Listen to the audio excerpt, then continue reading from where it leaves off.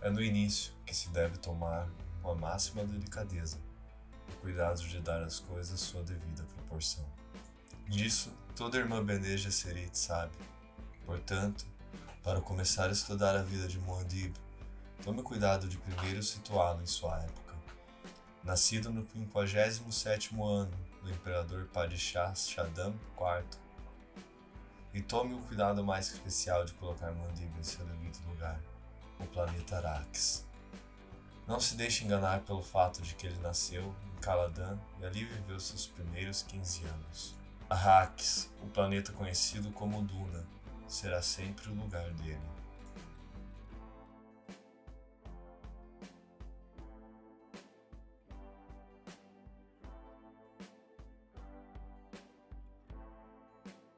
Hoje, nós iremos ler um clássico da ficção científica, o livro Duna, de Frank Herbert.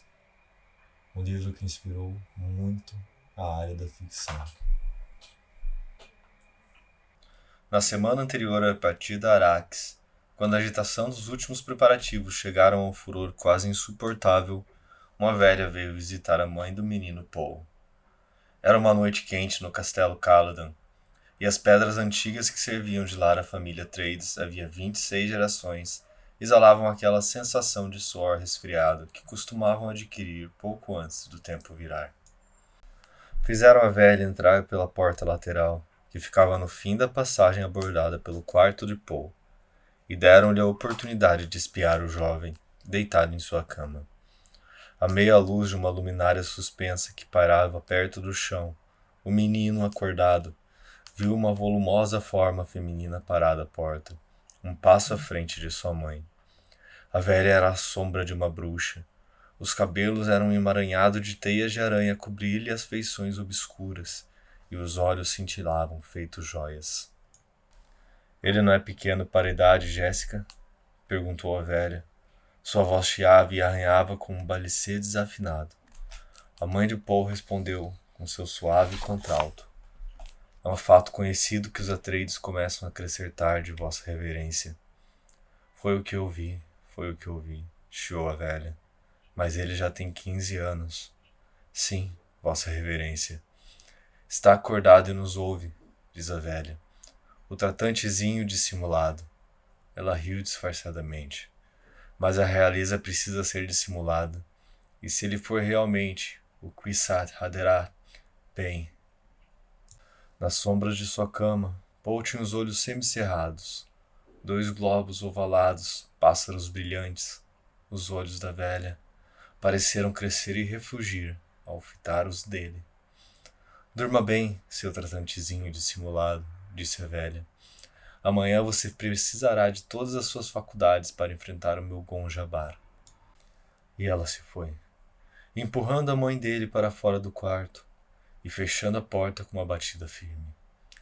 Paul ficou deitado em vigília, perguntando-se o que é um Gon-Jabbar.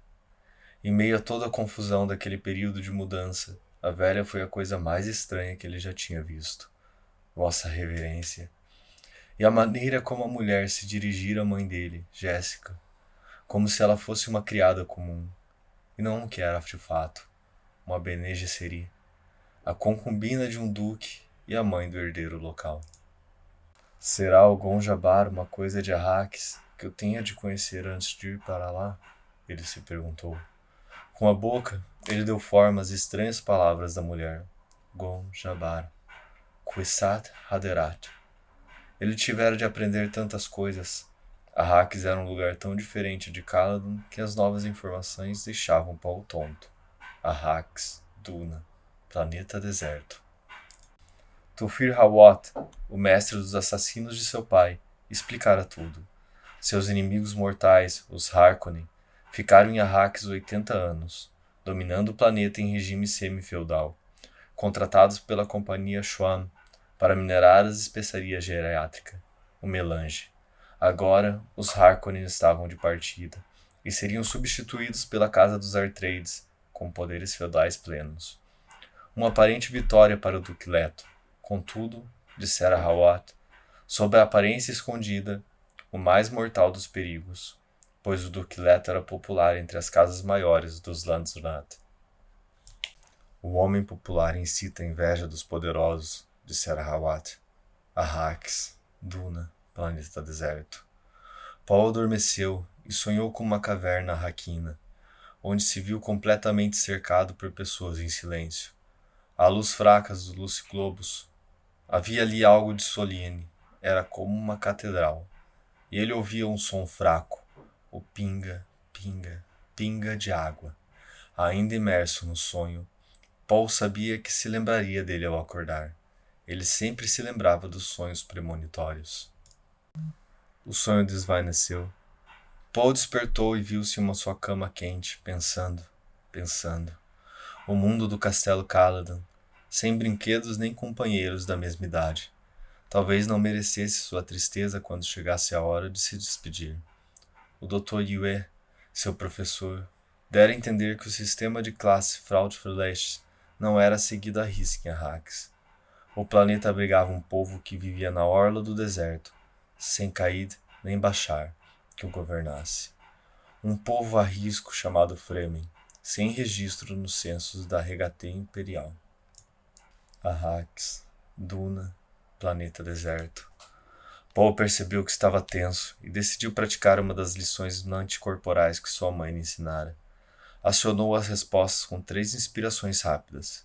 Mergulhou na percepção flutuante, focalizar a consciência, dilatação da aorta, evitar o mecanismo desfocado da consciência, estar consciente por escolha própria, o sangue enriquecido a inundar as regiões de sobrecarga. Não se obtém alimento, segurança e liberdade somente por instinto. A consciência animal não vai além do imediato, nem penetra a ideia de que suas vítimas podem ser extintas. O animal destrói e não produz. Os prazeres animalescos não se afastam dos níveis sensuais e fogem aos perceptuais. O ser humano exige uma rede de contextos para enxergar seu universo. A consciência focalizada por escolha própria é isso que dá forma à rede. A integridade do corpo segue o fluxo de sangue e nervos de acordo com a percepção mais profunda das necessidades da célula. Todas as coisas, células, criaturas são impermanentes. Lutam por uma permanência flutuência interior. E a lição se repetiu, vez após vez na percepção flutuante de Paul. Quando a luz amarelada da aurora tocou o parapeito da janela, ele a sentiu através das pálpebras fechadas. Abriu-as, escutando o alvoroço revivado do castelo, e viu as familiares vigas decoradas do teto de seu quarto. A porta que dava para o vestíbulo se abriu, e sua mãe espiou dentro do quarto, com os cabelos cor de bronze velho presos no alto da cabeça, por uma fita negra, a face oval despojada de emoção, e os olhos verdes fixos e solenes. Já está acordado? Ela disse. Dormiu bem? Sim. Ele a estudou em toda a sua altura, viu um vestígio de tensão nos ombros quando ela se pôs a escolher as roupas para ele, tirando-as das prateleiras do closet. Outra pessoa não teria notado a tensão, mas ela o treinara na doutrina Bene Gesserit, nas minúcias da observação. Ela se virou, com o paletó quase formal nas mãos. O traje ostentava o gavião vermelho, o timbre dos Atreides no bolso de cima. Vista-se rápido, ela disse. A reverenda madre está esperando. Sonhei com ela uma vez, comentou Paul. Quem é ela? Ela foi minha professora na escola da Ordem Bene Gesserit. Agora ela é proclamadora da verdade do imperador. E Paul, ela hesitou. Fale de seus sonhos. Farei isso. Foi por causa dela que ganhamos Arrakis? Nós não ganhamos Arrakis. Jéssica sacudiu o pó, um par de calças e pendurou com o paletó sobre o toucador ao lado da cama. Não faça a reverenda madre esperar. Paul sentou-se sobre a cama e abraçou os joelhos. O que é um Gonjabar? Mais uma vez o treinamento que ela mesma lhe dera expôs sua hesitação quase invisível. Um ato falho que ele interpretou como medo. Jéssica foi até a janela, abriu as cortinas e olhou na direção do Monte Siúbe, atrás dos pomares às margens do rio. Você saberá o que é o Gonjabar, muito em breve, ela disse. Ele ouviu o medo na voz dela e ficou admirado. Jéssica falou sem se virar. A reverenda madre está esperando em minha sala de estar. Por favor, apresse-se. A reverenda madre Giles Ellen Morrion, sentada numa cadeira tapetada, observou mãe e filho se aproximarem. De um lado e de outro, as janelas se abriam para o rio, o que fazia uma curva acentuada para o sul e para as terras cultivadas da propriedade dos Astreides. Mas a reverenda madre ignorava a vista. A idade lhe pesava tanto naquela manhã e ela estava muito mal-humorada. Culpava a viagem pelo espaço e a sociedade como uma abominável guilda espacial e seus métodos sigilosos. Mas a missão exigia a atenção pessoal de uma Bene Gesserit dotada de visão. Nem mesmo a proclamadora da verdade do imperador Padishah poderia fugir à responsabilidade quando o dever chama. Maldita Jéssica, pensou a reverenda madre, se ao menos tivesse nos dado uma menina, como lhe mandaram fazer. Jéssica se deteve a 3 passos da cadeira e fez uma pequena mesura. Um gesto delicado da mão esquerda a mover o vinco da saia. Paul a cumprimentou com a reverência breve que seu instrutor de dança lhe ensinara, a mesma usada quando não se sabia ao certo a posição hierárquica da pessoa. A reverenda madre não deixou de perceber as sutilezas do cumprimento de Paul e disse: Ele é cauteloso, Jéssica. Jéssica levou a mão aos ombros de Paul e a contraiu. Por um instante, o medo se fez sentir na pulsação de sua palma. Controlou-se logo em seguida. Assim lhe ensinaram, Vossa Reverência. Do que ela tem medo? Paul se perguntou. A velha estudou Paul num relance gestáltico. O rosto oval, como de Jéssica, mas de ossatura forte. Os cabelos negríssimos, como os do Duque, mas as sobrancelhas eram as do avô materno, que não se podiam nomear, assim como o nariz fino e desdenhoso. A forma dos olhos verdes e confrontadores, igual ao do antigo Duque, o avô paterno que havia morrido. Ensinar é uma coisa, ela disse. O ingrediente fundamental é outro. Veremos. Os olhos cansados lançaram um olhar duro para Jéssica. Saia, vá praticar a meditação da paz. Jéssica soltou o ombro de Paul. Vossa Reverência, Jéssica, você sabe o que tem que ser feito. Paul ergueu os olhos e fitou a mãe confuso. Jéssica se empertigou. Sim, claro. Paul voltou a olhar para a reverenda madre. A boa educação e o óbvio temor que sua mãe nutria pela velha pediam cautela. Mesmo assim, ele sentia a apreensão zangada diante do medo que sua mãe irradiava. Paul, Jéssica inspirou profundamente. O teste ao qual você está prestes a se submeter é importante para mim. Teste? Ele a encarou. Não se esqueça de que é filho de um duque, Jéssica disse. Ela deu meia volta e saiu pomposamente da sala, ao som do seco e remugerante de sua saia. A porta se fechou com firmeza tão logo ela saiu. Contendo a raiva, Paul encarou a velha. É assim que se dispensa a Lady Jéssica? Como se ela fosse uma criada? Um sorriso perturbou os cantos da boca velha e enrugada. Lady Jéssica foi minha criada na escola, rapaz, durante 14 anos. Inclinou a cabeça. E era muito boa. Agora vem aqui. A ordem o atingiu com uma chicotada. Paul se viu obedecendo sem pensar. Está usando a voz comigo, ele pensou. Deteve-se a um gesto da mulher, bem perto de seus joelhos. Está vendo isso? Ela perguntou. Das pregas de suas vestes, ela retirou um cubo de metal verde com cerca de 15 centímetros de lado. Ela o girou e Paul viu que um dos lados do cubo estava aberto. Era negro e estranhamente assustador. A luz não penetrava aquele negror escarneado. Insira a mão direita na caixa, ela disse. O medo tomou Paul de assalto. Ele começou a recuar, mas a velha disse, é assim que obedece sua mãe? Ele fitou os olhos pássaro brilhantes, lentamente sentindo a compulsão e incapaz de inibi-la. Paul introduziu a mão na caixa, sentiu primeiro uma frialdade, como se o negror se fechasse em volta de sua mão. Depois o contato oleoso do metal em seus dedos e um formigamento, como se sua mão estivesse dormente. A fisionomia da velha foi tomada por uma expressão de predador. Ela tirou sua mão direita da caixa e a deixou parar perto do pescoço de Paul. Ele viu um brilho metálico e começou a se virar na direção. Pare! Ela gritou. Está usando a voz de novo. Ele voltou a fitar o rosto da mulher. Seguro contra seu pescoço, Gonjabar, ela disse. O Gonjabar, o inimigo despótico, é uma agulha com uma gota de veneno na ponta. Ah, não se afaste, ou então provará o veneno. Paul tentou engolir em seco. Não conseguia desviar os olhos daquele rosto velho e enrugado, dos olhos cintilantes, das gengivas lívidas em volta de dentes argênteos, que refugiam enquanto ela falava.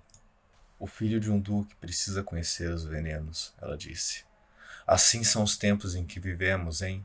Musk para envenenar a bebida, almas para envenenar a comida, os de efeito rápido, os de efeito lento e os intermediários.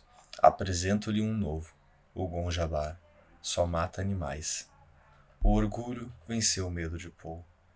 Ousa sugerir que o filho de um duque é um animal? Ele indagou. Digamos que estou sugerindo que você talvez seja humano. Ela retrucou. Calma, um aviso. Não tente se desvencilhar. Sou velha, mas minha mão é capaz de enfiar essa agulha em seu pescoço antes de você escapar. Quem é você? Ele sussurrou. Como foi que convenceu minha mãe a me deixar a sós com você? Você foi enviada pelos Harkonnen? Os Harkonnen? Valha-me, não. Agora fique quieto. Um dedo seco tocou-lhe o pescoço e ele conteve o impulso involuntário de saltar para longe. Ótimo, ela disse. Você passou no primeiro teste. Agora, eis como será o resto. Se remover a mão da caixa, você morrerá. Essa é a única regra. Mantenha a mão dentro da caixa e você viverá. Retire-a e morrerá. Paul inspirou fundo para refrear o tremor. Se eu gritar, os criados cairão sobre você em questão de segundos, e você morrerá. Os criados não conseguirão passar por sua mãe, que está de guarda do outro lado daquela porta. Pode contar com isso. Sua mãe sobreviveu ao teste, agora é sua vez. Sinta-se honrado. Raramente submetemos as crianças do sexo masculino a essa prova. A curiosidade reduziu o medo de Paul a um nível controlável. Ele ouvira a verdade na voz da anciã. Não havia como negar. Se sua mãe estava de guarda lá fora, se era realmente um teste, e o que quer que fosse, ele sabia que estava enredado. Era prisioneiro daquela mãe em seu pescoço, o Gonjabar. Ele se lembrou da resposta litânia contra o medo, extraída do rito das Bene Gesserit, que sua mãe havia lhe ensinado. Não terei medo, o medo mata a mente. O medo é a pequena morte que leva à aniquilação total. Enfrentarei meu medo. Permitirei que passe por cima e através de mim. E quando tiver passado, voltarei o olho interior para ver seu rastro. Onde o medo não estiver mais, nada verá. Somente eu restarei. Ele sentiu a calma voltar e disse: Vamos logo com isso, velha. Velha, ela ralhou. Você tem coragem, isso é inegável. Bem, veremos, meu senhor. Ela se inclinou na direção dele e abaixou a voz, reduzindo a quase um sussurro. Você sentirá dor nessa mão dentro da caixa. Dor. Vai se retirá-la. Tocarei seu pescoço com meu Gonjabar, e a morte será tão rápida quanto o machado do carrasco. Se remover a mão, o Gonjabar tomará sua vida. Entendeu? O que há na caixa? Dor. Ele sentiu o formigamento da mão aumentar e apertou os lábios. Como é que isso pode ser um teste? Ele se perguntou. O formigamento se transformou em coceira. A velha disse: Já ouviu falar de animais que roem a pata para escapar de uma armadilha? É o tipo de truque que um animal usaria. Um ser humano ficaria preso, resistiria à dor e fingiria estar morto, para que pudesse matar o caçador e acabar com essa ameaça à sua espécie. A coceira transformou-se na mais leve ardência. Por que está fazendo isso? Ele indagou. Para determinar se você é humano. Fique quieto. Paul cerrou o punho da mão esquerda quando a sensação de ardência na outra mão aumentou. Ela crescia aos poucos, calor e mais calor. Sentiu as unhas da mão livre perfurar-lhe a palma. Tentou flexionar os dedos da mão que queimava, mas não conseguiu movê-los. Está queimando, ele murmurou. Silêncio. A dor latejante subiu-lhe pelo braço. O suor brotou de sua testa, cada fibra de seu corpo gritava para que ele removesse a mão daquele fosso ardente, mas o Gonjabar. Sem virar a cabeça, ele tentou mover os olhos para ver aquela agulha terrível que parava perto do seu pescoço. Percebeu que ofegava. Tentou acalmar a respiração e não conseguiu. Dor. Seu mundo se esvaziou de todo, a não ser por aquela mão imersa em agonia e o rosto envelhecido a poucos centímetros de distância, perscrutando-a. Seus lábios estavam tão secos que ele teve dificuldade para separá-los. Como queima, em sua mente sentiu a pele da mão torturada encaracolar e enegrecer, e a carne crestada cair até restarem somente ossos carbonizados, e então cessou. Como se tivessem desligado o interruptor, a dor cessou. Paul sentiu o braço direito estremecer, sentir o suor banhar seu corpo. Já basta, murmurou a velha. Ku-Wahá. Até hoje nenhuma criança do sexo feminino teve de aguentar tanto tempo. Acho que eu queria ver você fracassar. Ela se reclinou, retirando o gonjabar do pescoço dele. Tire a mão da caixa, jovem humano, e dê uma olhada nela. Ele resistiu a um calafrio dolorido. Fitou o vazio sem luz onde sua mão parece continuar por vontade própria. A lembrança da dor inibia todos os seus movimentos. A razão lhe dizia que veria sair daquela caixa um coto enegrecido. Vamos, ela gritou. Ele tirou a mão da caixa e a observou atônito. Nenhuma marca, nenhum sinal de agonia na pele. Ergueu a mão, girou-a, flexionou os dedos. Dor por indução nervosa, ela explicou. Não podemos sair por aí mutilando possíveis seres humanos, mas há quem daria uma boa soma pelos segredos dessa caixa. Ela devolveu os cubos à prega das suas vestes. Mas a dor, ela disse. Ora, a dor, ela desenhou. O ser humano é capaz de dominar qualquer nervo do corpo. Paul sentiu a mão esquerda dolorida, abriu-a. Olhou para as 4 marcas de sangue onde as unhas haviam perfurado sua palma. Deixou a mão cair ao lado do corpo. Olhou para a velha. Você já fez isso com a minha mãe? Já peneirou areia? Ela perguntou. O cutucão tangencial da pergunta arremessou sua mente num estado mais elevado de percepção. Peneirar areia. Ele assentiu. Nós, Bene Gesserit, peneiramos as pessoas à procura de seres humanos. Ele ergueu a mão direita, tentando evocar a lembrança da dor. E tudo se resume a isso? Dor? Observei você enquanto sentia dor, rapaz. A dor é somente o eixo do teste. Sua mãe lhe falou dos nossos métodos de observação. Veja em você as marcas dos ensinamentos dela. Nosso teste é feito de crise e observação. Ele ouviu a confirmação na voz dela e disse: é verdade. Ela o encarou. Ele pressente a verdade. Seria ele o tal? Seria realmente ele? Conteve seu entusiasmo, lembrando a si mesma. A esperança turva a observação. Você sabe quando as pessoas acreditam no que dizem, ela disse. Sei. Ele tinha na voz os harmônicos da habilidade confirmada pela repetição. Ela os ouviu e disse. Talvez você seja o Kwisatz Haderach. Sente-se, irmãozinho, aqui, a meus pés. Prefiro ficar de pé. Sua mãe já se sentou a meus pés. Não sou minha mãe. Você nos odeia um pouco, não? Ela olhou para a porta e chamou. Jéssica? A porta se escancarou e ali estava Jéssica, olhando com frieza por dentro do aposento. O gelo derreteu quando ela viu Paul. Ela esboçou um sorriso tímido. Jéssica, você deixou alguma vez de me odiar? A velha perguntou. Eu a amo e odeio ao mesmo tempo, Jéssica respondeu. Ódio pelas dores que nunca esquecerei. Amor por... Atenha-se ao essencial, disse a velha, embora houvesse cortesia em sua voz. Pode entrar agora, mas fique em silêncio. Feche a porta e cuide para que ninguém nos interrompa. Jéssica entrou, fechou a porta e nela se recostou. Meu filho vive, pensou. Meu filho vive Humano. Eu sabia que era, mas ele vive. Agora posso continuar vivendo. A porta contra suas costas dava-lhe a sensação de solidez e realidade. Tudo no recinto parecia, a seus sentidos, imediato e urgente. Meu filho vive. Paul olhou para a mãe. Ela disse a verdade. Ele queria ir embora para refletir sobre aquela experiência, mas sabia que só poderia sair quando fosse dispensado. A velha havia adquirido uma espécie de poder sobre ele. Ela disseram a verdade. Sua mãe tinha se submetido àquele teste. Deveria ver nisso um propósito terrível. A dor e o medo foram terríveis. Paul entendia os propósitos terríveis. Eram irrefreáveis. Eram a necessidade em si mesmos. Paul sentia-se infectado por um propósito terrível. Não sabia ainda qual. Um dia, rapaz, disse a velha, talvez você também tenha de ficar atrás de uma porta como aquela. É uma questão de hábito. Paul baixou os olhos e fitou a mãe, que conhecera a dor. Depois voltou a erguê-los, dirigindo-se à reverenda madre.